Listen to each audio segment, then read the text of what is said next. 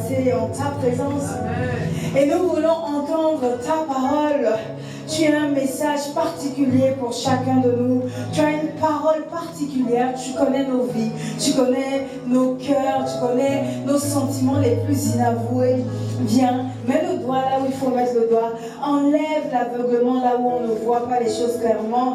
Donne-nous de pouvoir entendre ce qu'on n'arrivait pas à comprendre et de pouvoir écouter et surtout être transformé et être transfiguré à ton image afin que nous puissions témoigner que oui, l'Éternel avait fait à l'époque, mais il continue encore à faire.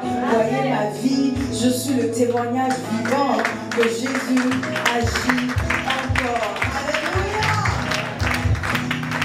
Nous prenons nos Bibles dans Luc 8 et nous allons lire le verset 4 à 18. Mais vu comment le temps est écoulé, on va plutôt sauter, on va aller directement à 10. Puisque nous sommes des disciples aujourd'hui et il nous a donné le privilège de comprendre directement ce que le Seigneur Jésus disait par ses paraboles. Nous lisons ensemble la parole du Seigneur. Il répondit, « Il vous a été donné de connaître les mystères du royaume de Dieu. Mais pour les autres, cela leur est dit en parabole, afin qu'en voyant, ils ne voient point, et qu'en entendant, ils ne comprennent point. Voici ce que signifie cette parabole. La semence, c'est la parole de Dieu. Ceux qui sont le long du chemin, ce sont ceux qui entendent. Puis le diable vient et enlève de leur cœur la parole, de peur qu'ils ne croient et soient sauvés. Ceux qui sont sur le roc, ce sont ceux qui, lorsqu'ils entendent la parole, la reçoivent avec joie, mais ils n'ont point de racine. Ils croient pour un temps et ils succombent au moment de la tentation. Ce qui est tombé par les épines, ce sont ceux qui, ayant entendu la parole, s'en vont et la laissent étouffer par les soucis, les richesses et les plaisirs de la vie, et ils ne portent point de fruits qui viennent à maturité. Ce qui est tombé dans la bonne terre, ce sont ceux qui, ayant entendu la parole avec un cœur honnête et bon, la retiennent et portent du fruit avec persévérance. On va s'arrêter là. En fait, le Seigneur Jésus était en train de raconter une parabole à la foule qui l'écoutait. Et lorsque la foule est partie, ses apôtres, ses disciples lui ont demandé ce que cette parabole signifiait parce qu'ils étaient conscients que Jésus, derrière chaque histoire, avait un message à communiquer. Aujourd'hui, nous nous retrouvons dans un contexte qui, hélas, nous fait croire que ce que Jésus a dit concernait les temps passés alors que nous sommes ô combien dedans. Amen. Je suis vraiment choquée et outrée parfois, même par moi-même, de constater que nous sommes les premiers à crier Amen à une telle parabole. Nous sommes les premiers à dire Amen à la parole du Seigneur. Mais lorsque Dieu nous permet de vivre une situation qui en fait concerne cette parabole, nous sommes les premiers à nous comporter exactement comme les gens dans la Bible qui entendaient mais ne comprenaient pas et ne pratiquaient pas la parole du Seigneur. Je veux te parler vraiment de cœur à cœur, pas comme quelqu'un qui est au-dessus et qui a déjà vaincu certaines choses, mais comme quelqu'un qui est en train d'ouvrir les yeux et de réaliser que la Bible c'est tous les jours, c'est dans le moindre détail, c'est là tout près là à côté. C'est comme toi, tu entends une parole à l'église qui par exemple te dit aime et pardonne. Et dès que tu retournes au travail, tu te rends compte que quelqu'un t'a fait du mal. Et qu'est-ce que tu fais? Tu te retrouves à critiquer cette personne, à essayer de la démonter, à considérer que c'est quelqu'un qui te fait du mal, à considérer que c'est quelqu'un à éliminer. Alors que dimanche, lorsqu'on a dit pardonne à ton prochain, tu as dit amen. Mais lorsque maintenant le Seigneur envoie justement ce qui se produit, tu es le premier à réagir comme si tu n'as jamais reçu la parole du Seigneur. Nous recevons chaque jour des recommandations de la part du Seigneur. Et à chaque fois, je constate, surtout pour ceux qui sont plus proches, qu'en fonction de la situation, ils décident oui ou non d'obéir. Combien de gens ici sommes-nous impolis? Manquons-nous de respect les uns les autres en fonction de là où on touche? Quand on touche à la corde sensible. Tu sais, je te donne un exemple simple. Supposons que tu es en deuil, tu as perdu quelqu'un tout de suite. Et que tu veuilles venir à l'église, mais tu m'écris pour me dire non, je ne peux pas venir, je suis en deuil. Si je te réponds, laissez les morts enterrer la mort, tu sais que tu peux t'énerver contre moi. Alors que c'est la Bible. La Bible nous dit clairement qu'il faut laisser les morts enterrer les morts. Donc ça veut dire quoi? Qu'aux yeux du Seigneur, littéralement, il passe avant quelqu'un qui est décédé. Il passe avant des funérailles. Il passe même avant ton deuil.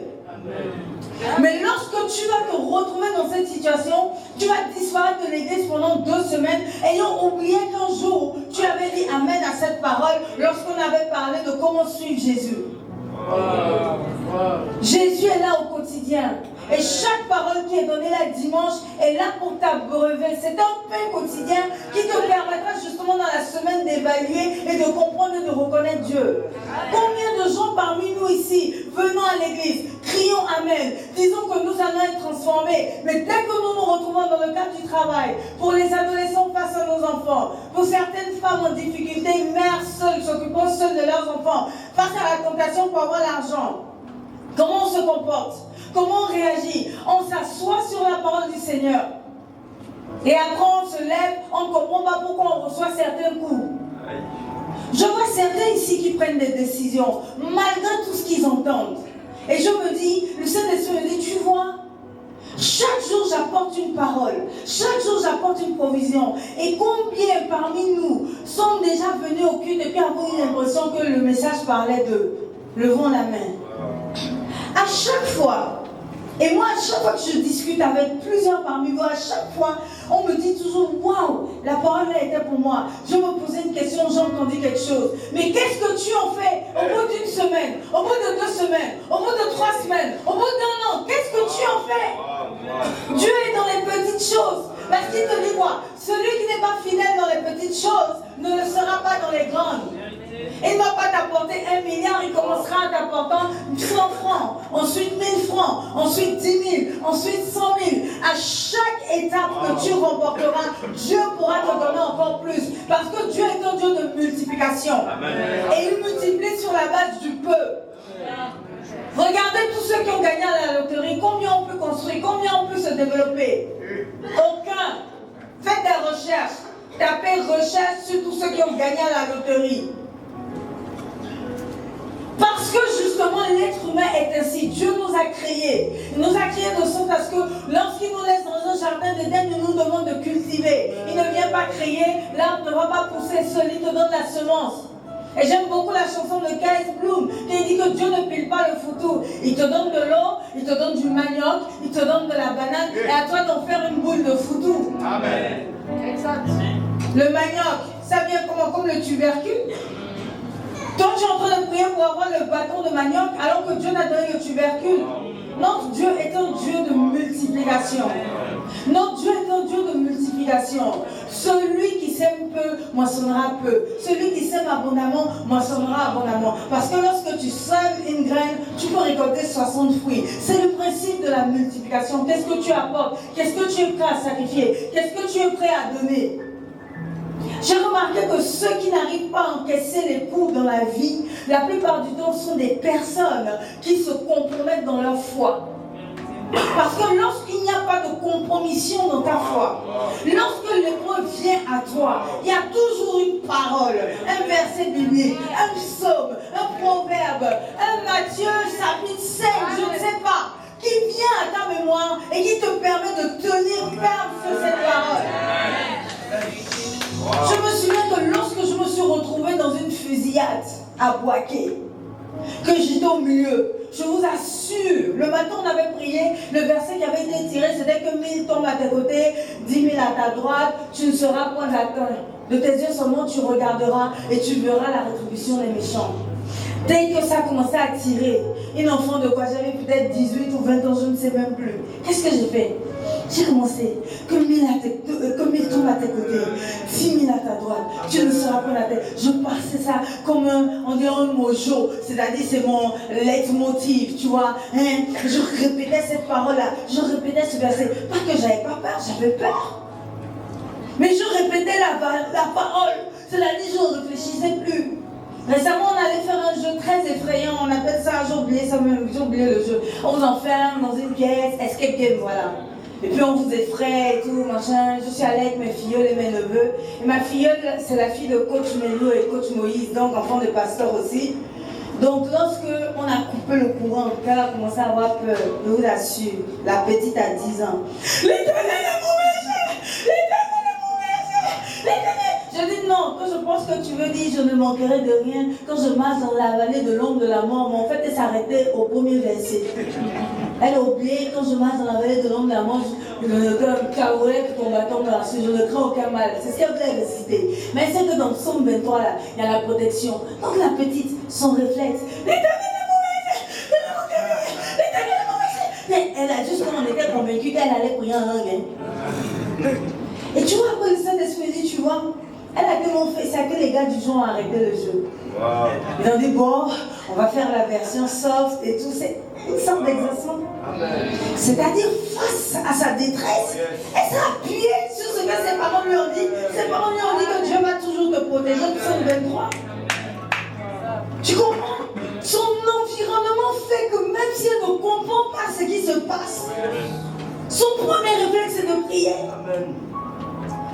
Quand tu n'es pas dans un environnement où on va te dire les choses clairement, où on va te rappeler la parole du Seigneur, tu ne pourras pas. Je me souviens qu'au tout début de Vasionneur, il y avait une sœur qui avait un amant. Son amant était très riche. Et puis le pasteur Mohamed dans la conseillère lui avait dit c'est le péché quitte. Elle n'avait pas à manger. Quand elle vient dans la galère, elle dit non, Dieu va faire. Mon Dieu est fidèle. Je sais que si tu as quitté le péché, que tu vis la sanctification. Oh, Romains 8, 29. Toutes choses concourent au bien de ceux qui aiment l'Éternel et de ceux qui l'ont appelé selon ses desseins. Dieu a des projets de bonheur et de paix pour ta vie. Mais qu'est-ce qu'elle fait? Elle répète ça. Elle raconte ça. Elle vit de ça. Donc lorsqu'elle a faim, elle répète encore ce verset. Lorsqu'elle a soif, elle répète encore ce verset. Toi, qu'est-ce que tu fais lorsque tu reçois tes premiers coups? Si tu n'es pas dans cet environnement, si tu n'es pas enraciné dans la parole du Seigneur, si tu ne nettoies pas ce que tu vois, je regarde une soeur, toi tu es célibataire, tu n'as aucun prétendant à l'horizon, c'est toi qui regardes les films d'amour. Là, c'est on me persécute quand je parle ainsi. Mais tu t'attends à quoi? Ça te rappelle juste ce que tu n'as pas? Tu vas chercher une bouche à embrasser? Oulala. Puisque l'amour dans le film est représenté par deux personnes qui s'embrassent, c'est pas ça l'amour? Attention. Amen. Attention. Moi-même récemment, je suis tombée dans le piège. Oh là là. Mais ça m'a choqué. Un film romantique a réussi à me plaire. Ça peut venir 10 ans. Sors de là. Je suis sortie. Jusqu'à un moment, je me posais, mais Seigneur, si c'est ça là, je ne dis pas non. C'est quoi, j'ai dit, je suis épargnée de mon célibat. Mais ça, je ne dis pas non à ça. Et puis le Seigneur dit, tu connais la vie du gars. À cause d'un film d'une heure, toi tu veux prendre une décision de 30 ans si tu as dit. Pourquoi c'est dans un film, ça n'existe pas, ma petite? Tu connais les démons qui l'animent. L'esprit de séduction qu'il y a dans le film, si tu as commencé à me décortiquer le film, le Saint-Esprit a commencé à parler, quand il y a le film. On dit, on ne peut même pas regarder un film en paix. Si on retournait dans mes films de guerre, on se tue, on se bat comme ça, karaté, quand je fais les prières pour chasser les démons, je suis en haut, parce que j'ai tellement vu les combats, que même la nuit, quand on m'attaque, je les demandez aux démons. Et la dernière fois qu'ils m'ont attaqué, ça s'est fini comment? Toi tu dors, tu fais un rêve, où on t'éteint, tu te réveilles, tu pleures. Lâche, pasteur. Parce que parfois ton esprit n'est pas assez fort, il est distrait. Donc dans les rêves, une fois, il dit, il y a longtemps, j'ai fait un rêve dans l'attaque là, c'est comme si ça finit où le diamanté m'étranglait. Donc je me suis réveillée, j'ai dit, Saint-Esprit, je te demande pardon que mon esprit n'était pas assez en l'éveil. Il est trop mangé, il est trop regardé la télé, trop dormi. Pardon. Maintenant je dis, au nom de Jésus, amen. Toi qui m'as étranglé, tu reviens ici. Amen. Maintenant je suis debout. Reprenons les games. Donc je dis, j'enlève les mains qui étaient autour de mon cou. Au nom de Jésus, je te paralyse, tu ne bouges pas. Moi je suis pas démon. Tu connais où tu dors, tu es étouffé. On appelle ça par la paralysie du sommeil. Qui était là? Après du sommeil de quoi? Qui dit Jésus, ça part. Et tu le rappelles, tu vas où? Maintenant, ici, c'est là que tu voulais me dire, faut dire. Je le paralyse. J'ai dit, il était lui. Et puis, je suis à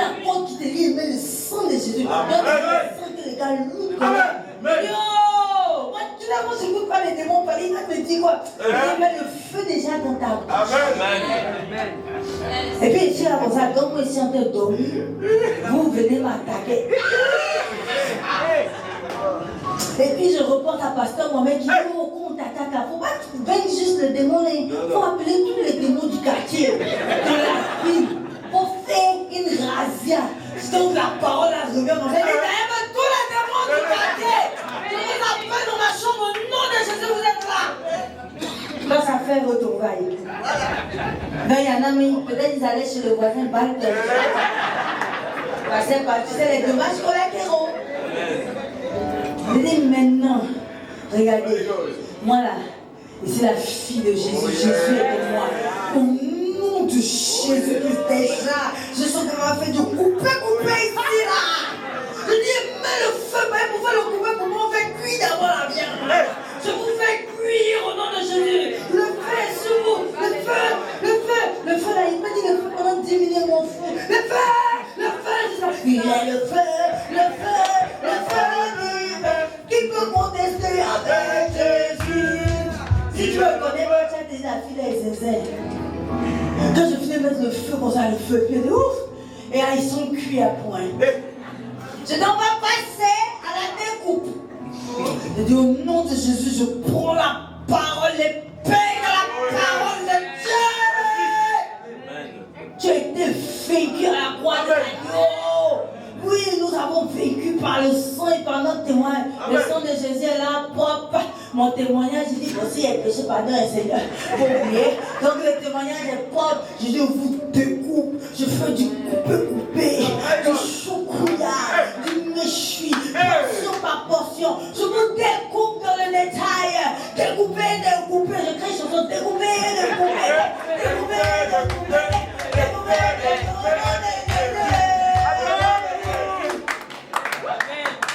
Ça s'appelle à 20 minutes. Maintenant, il dit Saint-Esprit, de faire quoi encore? On peut. Je dis, mais parce que normalement, quand tu les coupes, il faut assaisonner. On va les assaisonner quoi? Je dis, si le Saint-Esprit rentre sur un démon, ça fait quoi? On dit, non, ça va les tuer. C'est ça qui est bon. Je dis, j'assaisonne du Saint-Esprit. On dit, nous sommes le sel de la terre, le sel qui est sur les mains sur vous. Qui est fini. Je dis, on fait quoi? On les emmène dans les lieux arides. J'ai dit, allez, tous dans les lieux arides, quittez ici, quittez.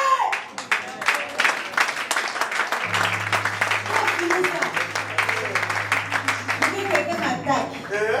Il fait 3 ans avant d'avoir une attaque. Je me souviens qu'il y a on dirait 2 ou 3 mois, je ne sais plus, ou 6 mois, je ne sais même plus, j'ai été attaqué. Quelqu'un me s'est réveillé. Il dit, il a ri d'abord. Il dit, ils t'ont pas parlé de moi. Ils m'ont pas attaqué. J'ai été mon sommeil. J'ai dit, bon, je vous paralyse. Je vais dormir d'abord. Mon réveil, je règle. Je le paralyse. Il ne bouge pas ce qui est dit dans la puissance de Dieu.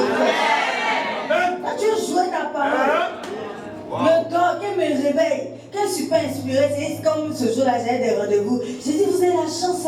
Bon, je vous lis, je vous envoie dans les lieux arides. Oh, vous avez la chance, je suis pressée comme ça. Oh, j'ai raté un carnage comme ça. Vous assure que ça, il fait pire chaque fois qu'il y a des rêves là. C'est-à-dire, je vois une légion m'attaquer. Moi, c'est ils sont de courir. En général, je fuis d'abord. Je dis la vérité. Et puis, il y a toujours une voix qui me parle. Et puis, je fais demi-tour. Et puis, prend ma tomée. C'est-à-dire, se désintègre. Au nom de, quand je dis au nom, une fois, il y avait au moins des milliers de démons. Si j'arrivais, on était dans un immeuble. Il y avait des démons au premier, au deuxième, au troisième. Je voyais les nocturnes, j'avais une nocturne, Jean-Félix. Non, ne dis pas vite, je ne pas la suite. On était en train d'essayer de se battre. Et puis, arrivé à moi, vous avez fui, c'est moi qui ai fui la première. J'ai dit, les gars, Joe, c'est compliqué. J'ai les fuyants, mais j'ai fui avant de dire fuyants, quoi. Non, parce que j'ai vu la mort, ils étaient très nombreux. Là, ils commençaient à fuir. Puis, il a dit de fuir. Donc, quand ils m'ont vu fuir, là, c'est là qu'ils ont commencé à fuir. Et puis, j'entends, qu'est-ce qu'on va dire à ton père? Que au moins, tu sais, toi, au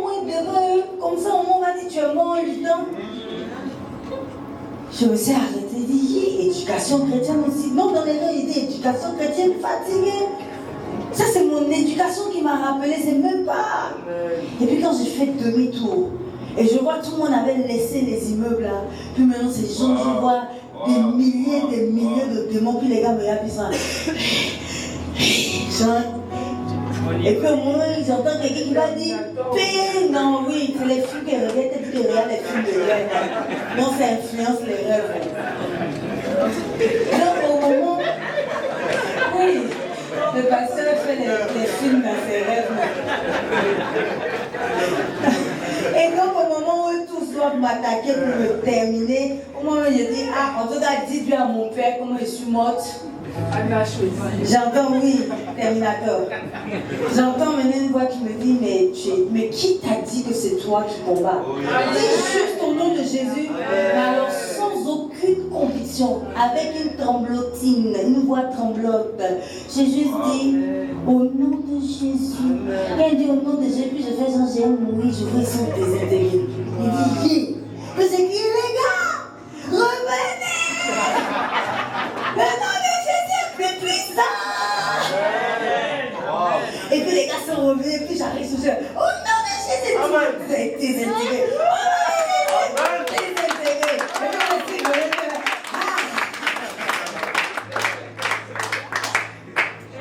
Les coups de l'habitude, on recevra chaque jour, à tous les niveaux. Même un enfant à l'école, il souffre. Amen. Amen. Tu reçois toujours. Tes amis se moquent. Ma mère souvent me disait toujours, il n'y a pas plus cruel que les enfants entre eux. Amen. Si tu as un handicap, les autres c'est des enfants, je ne sais pas comment expliquer, ils vont se moquer de toi. Tes complexes vont s'agrandir, augmenter et grandir. La personne qui arrive à résister, la Bible dit quoi? C'est celui qui, c'est-à-dire d'abord il faut recevoir la parole de Dieu, parce que tu ne peux pas savoir qui tu es en te basant sur tes parents, en te basant sur toi. Je dis toujours, personne ne sait qui il est. Ce sont les épreuves de la vie qui te révèlent ta vraie nature. Mais non, les coups de la vie sont là justement pour révéler ta nature, pour révéler ton endurance, pour révéler ta vraie pensée, ton vrai fond. Lorsque tu es dans le manque, je t'assure que ta nature refait surface. Parce qu'on appelle ça comme un instinct de survie. Et lorsque ta vraie nature ressort, à ce moment-là, tu dois mettre la parole de Dieu en face pour contraindre cette nature-là à mourir. Si la Bible te dit de ne pas te soumettre au péché, et qu'il faut que tu couches avec un homme pour manger, ta nature va te dire ça fait quoi? Tu vas avoir tes 5 millions, tes 10 millions. Tu mets la parole de Dieu en face. Tu regardes comment Jézabel a fini. Tu ne connais pas l'histoire de Jézabel? Tu connais la fin? Tu regardes la Bible me dit quoi? Tu sais, il y a des moments où je répète, c'est pour ça que j'aime les chansons qui résument en fait les versets bibliques. Amen. Je suis ce que Dieu dit que je suis. Je suis la tête et non la queue. Et les ennemis, les sorciers ont peur de moi. Les spirites ont peur de moi. Je suis ce que Dieu dit que je suis. Je suis une créature de Dieu vivant. Je commence. Et en fonction de l'événement, il y a toujours une chanson ou un verset biblique qui revient en moi et que je chante à tue-tête sans aucune réflexion. Là, je laisse mon cerveau de côté. Je laisse mon âme de côté. C'est une histoire de Dieu a dit. Donc, ce que Dieu dit est la vérité. Donc, quand on est enfant, quand ton père te dit ou quand ta mère te dit, est-ce que tu doutes? J'applique la même chose. Je prends la parole de Dieu. Je ne réfléchis pas. Papa a dit que, mon Dieu a dit que, Romains 8, 29, toutes choses concourent au bien de ceux qui aiment l'Éternel et de ceux qu'il a appelés selon ses desseins. Il m'a appelé oui ou non, oui. Tout ce qui est là, c'est pour mon bien. Autrement dit, et tout, il y a un autre verset qui dit quoi? Cette situation n'est point pour la mort, mais elle est pour la gloire de Dieu. Autrement dit, ce qui ne te tue pas te rend plus fort. Je me répète ça, je me répète ça, je répète ça en boucle, je répète ça en boucle. La nuit, parce que je souffrais de l'angoisse et de l'anxiété. La nuit, je me réveillais parfois avec l'anxiété, l'angoisse, j'ai peur, je ne peux pas expliquer. Je suis là, rien n'arrive à me calmer, rien. Donc je suis obligée de répéter la parole.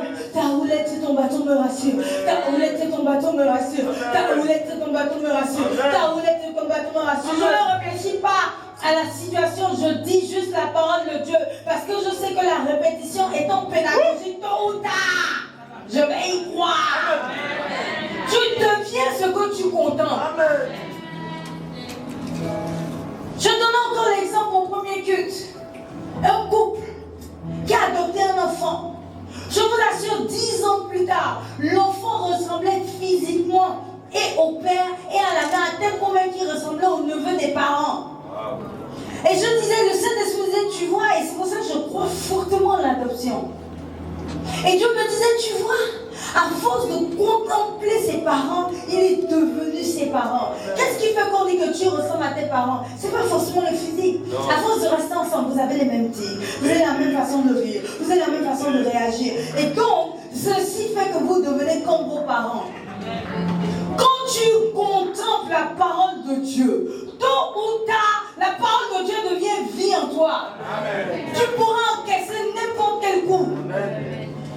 Dès que tu reçois un petit truc, tu vois, on dit quoi? Ceux-là qui sont sur le roc, ils n'ont pas eu le temps de prendre racine. Donc quoi? Dès que les problèmes viennent, tu lâches. Il y a des gens qui viennent à l'église, ils sont chauds, ils durent juste un mois et puis ils lâchent. Tu sais pourquoi ils lâchent? Parce qu'il est là, parce qu'il se dit que Dieu va le guérir. Donc s'il avait mal au pied, la douleur a diminué. Donc il continue à venir. Et puis au bout d'un mois, il ne prend pas racine. Il ne comprend pas qu'au commencement Dieu, il ne comprend pas que chercher premièrement le royaume des cieux et sa justice, et toutes choses nous seront données ensuite. Il y a une version qui dit ensuite. Il ne comprend pas que finalement, pied ou pas pied, guérison ou pas guérison, moi j'aime Dieu. Amen. Je n'ai que Jésus. C'est mon tout. Mieux vaut avoir Jésus puis mourir handicapé. Au ciel, je n'aurai pas un pied handicapé. Au ciel, je ferai ce que je ne ferai pas parce qu'il va nous donner un nouveau corps. Et donc cette personne vient juste dans l'espérance de recevoir. Donc ça fait que quoi? Tu ne t'enracines pas. Tu suis le Dieu qui donne. En réalité, tu es dans un fétiche. Aïe. Tu secoues le gris. Et Jésus donnez, Jésus donnez. Tu t'en vas maintenant, tu cherches à être localisé prophétiquement. C'est que je ne fais pas ça ici. Amen. Pas que ça n'existe pas. Pasteur Mohamed est un dangereux prophète rempli de paroles de connaissance. Mais regardez ce qu'il met en avant. Il met en avant la parole de Dieu. Amen. Même qu'il est en campagne d'évangélisation, il met en avant la parole de Dieu. Amen. Parce qu'il faut que tu t'accroches au Dieu, pas aux effets de Dieu. Amen. Non. Dieu. Jésus ou rien. Amen. J'aime ça. Il y a une chante gabonaise, puis les Ivoiriens, les Congolais, c'est une chante gabonaise qui a composé ça. Moi, je n'ai que Jésus. Si tu m'enlèves, je n'ai plus rien. C'est de ça qu'il s'agit. Donc tu pries avec Jésus parce que non, depuis qu'il est donné ma vie à Jésus, j'ai la paix. Et moi, je suis à ce niveau. Hein. Même si je suis malade, je n'aime pas ça. Je suis triste. Parce que, en fait, il a réussi un truc à me rendre follement amoureuse de Christ. Non, j'aime Jésus à un niveau que ça ne s'explique pas. C'est-à-dire, aujourd'hui, avant, tu pouvais me blesser. Tu pouvais me dire des choses. Tu vois, quand je n'obtiens pas une augmentation salariale, je vais être triste. Je n'obtiens pas le travail que je voulais. Pourquoi, Seigneur? Je sais bien ça.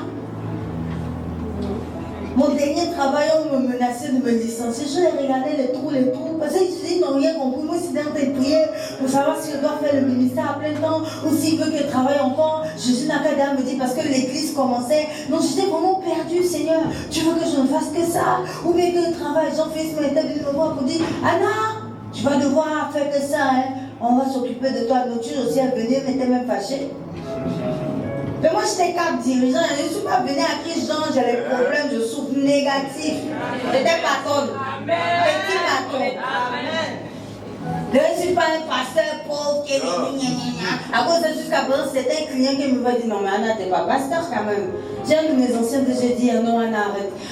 Il m'a proposé un travail, mais je dis non, le vieux, il faut laisser.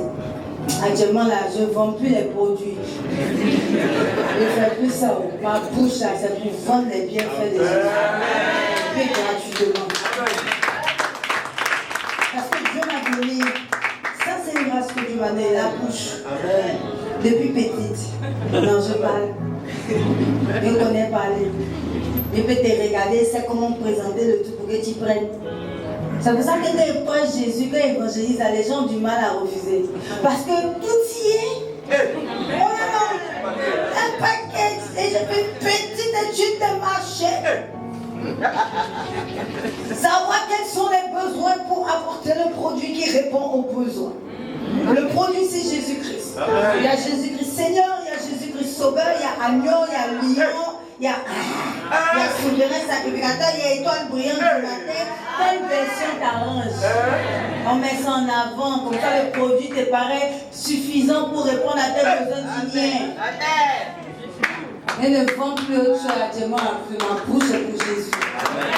Je n'organise plus les trucs dehors, j'organise les fêtes pour Jésus. Les coups de la vie, on en aura toujours. Toujours. C'est-à-dire, ça là, c'est la base. Soit tu restes assis à te morfondre. J'ai remarqué, hein, les gens qui sont là, j'ai perdu mon travail. J'étais tombée sur une dame, quoi. Genre, hé maman, on t'a licencié comme ça fait 15 ans. Ça fait 15 ans qu'elle regarde qu'elle a perdu le travail. Ça fait 15 ans qu'elle voit qu'elle a perdu l'homme, qu'elle n'avait pas compris que c'était son mari. Ça fait 15 ans qu'elle n'a pas d'enfant. Alors que c'est une dame, c'est-à-dire, là, comme si la monsieur me choquait, il y a un enfant, si tous les enfants rêvaient qu'elle soit la mère. Quand tu as un enfant cadeau sans accoucher, tu dis pas Dieu merci. Hé, tu vois l'enfant qui peut mourir chez toi. Elle avait cette grâce. Elle ne savait même pas que Dieu l'appelait à entreprendre. Elle était tellement focalisée sur le fait qu'on refusait de l'embaucher, sur le fait que, pourquoi je n'ai pas un patron, pourquoi. Elle est restée tellement focalisée sur le négatif que 15 ans plus tard, elle est restée dans le négatif. J'ai même fait un test. Je lui ai dit, mais non, j'ai commencé à parler. J'ai dit, mais non, tu es sûr, machin, tu veux baisser l'entrepreneuriat. Oh, j'ai parce que je n'ai pas l'argent. J'ai dit, tu es sûr, l'argent n'est jamais le problème. Oh non, j'ai donné 150 000 à dépenser tout. J'ai dit, tu es d'accord avec moi que ton problème, c'est ta mentalité? Parce qu'elle est restée dans la mentalité de elle doit être embauchée, elle doit se lever, aller dans un bureau climatisé, elle doit recevoir à la fin du mois de l'argent. Elle est tellement restée sur ce qu'elle n'a pas, qu'elle n'a même pas vu ce qu'elle avait pour pouvoir investir sur le peu pour devenir quelqu'un d'autre. Est-ce que tu te rends compte de ce que ça fait? Lorsque tu reçois un coup, que tu es arrêté là, je me souviens, il y a une dame qui sortait de chez le gynécologue. On venait lui annoncer qu'elle ne pourrait pas avoir d'enfant. Et je voyais elle rigoler comme ça. Je dis, qu'est-ce qu'il y a? Elle dit, mais c'est trop merveilleux. Je dis, à quoi? Elle dit, moi, c'est vrai que je ne peux pas avoir d'enfant, mais j'ai un mari qui m'aime tellement qu'il dit qu'il s'en fout. Amen. Amen. Donc, au lieu de regarder au fait qu'elle n'aime pas, elle a dit, wow, même sans pouvoir procréer, le gars est prêt. Comme une soeur, elle était fiancée, elle a eu un cancer du sein. C'est là que le gars l'a doté en même temps. Il dit, bébé, va vite faire ta chimio, on se marie. Tu comprends? Elle n'est pas restée dans, oh ma chimio, laisse-moi, je vais mourir. Il dit, même ton cadavre, je vais d'abord t'épouser. Comme ça, au moins, c'est en tant que mari que je te pleurerai. Je ne peux pas te pleurer comme un étranger. Tu sais qu'est-ce qui s'est passé? Quand elle a fait sa chimio, là, Dieu, son gars là-dedans. Elle a commencé à remonter la pente comme ça. Parce que là, elle voyait que il faut que je sois belle, il ne faut pas qu'il y ait trop de conséquences, il faut que je sois belle pour mon mari. Elle a oublié sa chimie. Aujourd'hui, on n'en avait là plus rien. Tu l'as rien, tu ne sais même pas. Au lieu de regarder au fait que comment j'ai 30 ans, je suis vierge, je ne vais pas bien Jésus depuis 14 ans. Pourquoi j'ai le cancer du sein? Elle n'a pas regardé ça. Aujourd'hui, tu la regardes, si on te dit pas, tu ne sais pas. À quoi tu regardes lorsque tu reçois un coup? Regarde Pierre. Et puis je termine dessus parce qu'ils m'ont menacé, on dit c'est l'heure. Amen. Amen. Regarde Pierre et Judas. Quand Pierre a trahi Jésus, parce que mine de rien, c'est pas Judas qui l'a crucifié à la croix. Il n'a fait que dire voilà où il est. C'est pas lui qui l'a tué. Quand Pierre, non, c'est pas elle qui a pris le couteau. Même les gens qui l'ont tapé, on t'a dit que Judas l'a tapé. Il était en train de bouffer son jeton. Il était cupide. Et tu sais quoi? Judas, il était, oh, ils ont tué Jésus. C'est maintenant qu'il a réalisé, mais c'est le Christ. Parce qu'il a vu les témoignages. Comment est-ce qu'on a coupé l'oreille, il a guéri, le gars c'est un sonore. Comment le voile s'est déchiré. Comment tout le monde est en train de dire que, ouh, Jésus est ressuscité. Genre, ouh, il va venir me tuer ici. Alors que Pierre était en mode Seigneur, je t'ai renié, pardon. Il se baladait encore avec les apôtres. Donc il n'est pas resté sur je t'ai renié, mais il est resté sur je recommence à zéro. Alors que Judas est resté sur son acte. Il n'a pas pu se relever et se suicider. Quand tu reçois un coup, règle numéro 1, ne regarde pas à ton cou. Ne contemple pas ce que tu as perdu. Regarde à ce que tu as. Secondo, marche dans un environnement où on ne va pas te rappeler tous les jours le coup que tu as reçu. J'avais une copine, oh mais ils ont licencié, tu vois comment, ils ont licencié. J'ai coupé les poings avec elle. Mais moi j'étais en mode, Seigneur, je retravaille ou tu veux que je te serve à plein temps? C'est ça mon débat. Donc quelqu'un qui va venir pleurer, tu es le directeur, tu as vu, ils t'ont dit, le mot est mauvais, ils sont mauvais. Dieu au-dessus d'eux. C'est Dieu qui les a utilisés. Mon problème n'est pas qui va licencier, mon problème est avec Dieu. Il sait qu'est-ce qu'il fait. Donc j'ai éloigné tous ceux qui avaient cette vision négative là pour rester avec ceux qui, ah non, le Seigneur a quelque chose de meilleur. Waouh, qu'est-ce qu'il te réserve? Où on a hâte de voir où est-ce que ta vie s'en va. Ton environnement est à nettoyer. 3. Lamentation 3, je pense 21. Les bontés de l'été. Voici, quand je pense à l'absinthe et au poison, c'est ils en ont voulu à sa vie. Mais le poison, c'est qu'on vient de tuer. Quand je pense à, donc allons à la fin d'abord. Commençons à Lamentation 20, s'il vous plaît. Quand je pense à l'absinthe et au poison, voici ce que je veux repasser en mon cœur. Ce qui me donnera de... Et le pasteur Mohamed, parce que mon message est tiré, je donne le message du pasteur Mohamed, il disait qu'on ne dit pas voici ce que je veux passer, on dit voici ce que je veux repasser. Ça veut dire quoi? En boucle. Tu te répètes ça, en boucle. Il va se dire les bontés de l'Éternel ne sont pas épuisées, ses compassions ne sont pas à leur terme, elles se renouvellent chaque matin. Oh Dieu, que ta fidélité est grande. Tu sais, quand je travaille des éléments difficiles, c'est là où j'active le mot de louange. Parce que je dis que si Dieu me fait descendre plus bas, c'est parce que la position dans laquelle j'étais n'était pas la bonne. Il va me mettre là où je dois être. Donc Dieu réserve quelque chose pour moi. Parce que Romain 8, 29 dit que Dieu a des projets. C'est tout ce qu'on peut faire des seigneurs, je répète ça en boucle. Je répète ça en boucle. Je ne suis pas en train de déprimer. Je ne suis pas dans une mauvaise passe. Je suis en train d'être éprouvé par le Seigneur. On éprouve celui à qui on va donner quelque chose de grand. On éprouve celui à qui on va remettre quelque chose d'élevé. On éprouve celui qui doit être en modèle. Tu comprends? Quand tu dois épouser un riche héritier, un vrai riche héritier, on te fait croire qu'il est pauvre. Mais il y a les faux, il y a les mamailleurs. Il ne te dira même pas qui il est. Parce qu'il veut t'éprouver. Savoir si tu l'aimes vraiment. Lorsqu'on doit te donner quelque chose d'élevé, on t'éprouve parce que Dieu n'est pas là pour t'élever, pour te perdre.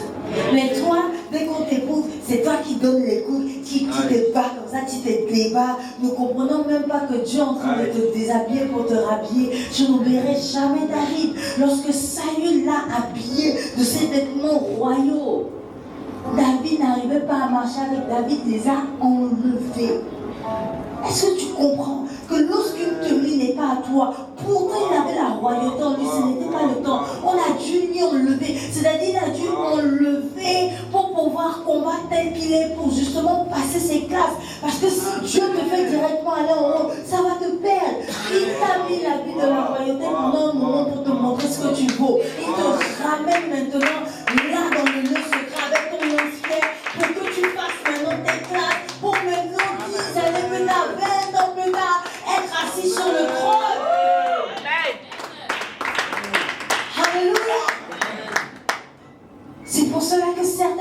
actuellement, tu as assuré l'intérim du directeur.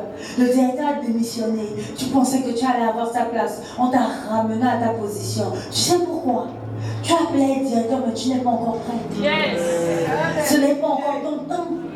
Au lieu de penser que tout le monde est contre toi, pourquoi tu regardes aux gens? Regarde à Dieu. Tu ne te rends pas compte que lorsque tu critiques celui qui est là, c'est à lui que tu remets l'autorité.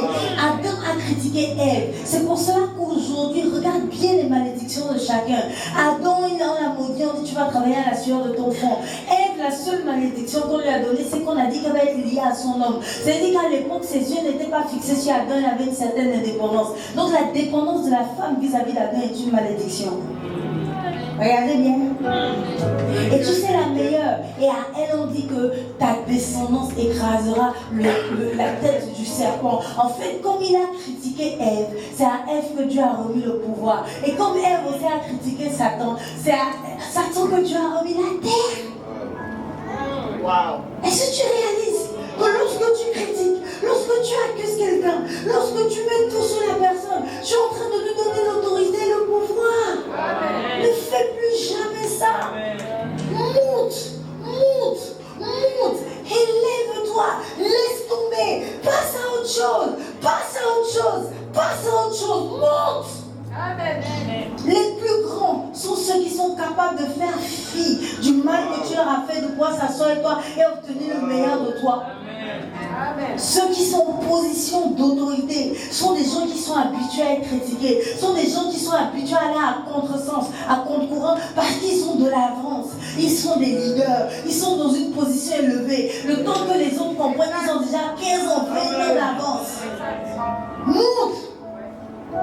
Parce que lorsque tu vas repasser en ton cœur qu'on t'a critiqué, quand tu vas repasser en ton cœur qu'on t'a trahi, quand tu vas repasser en ton cœur qu'on t'a licencié injustement, quand tu vas repasser en ton cœur que tu n'as plus rien, tu sais ce qu'il va faire? Tu vas t'asseoir, tu vas t'abaisser, tu vas perdre courage, tu vas perdre la force, tu vas commencer à déprimer alors qu'il y a un peu que Dieu a laissé, parce qu'il faut recommencer avec le lance-pierre comme David et non l'épée du roi. Que Dieu vous bénisse. Alléluia.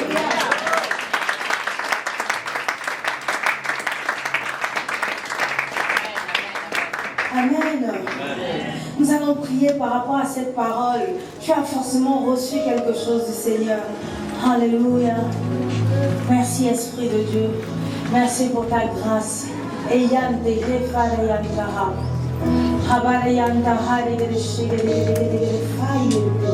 Que ton esprit vienne et nous parle.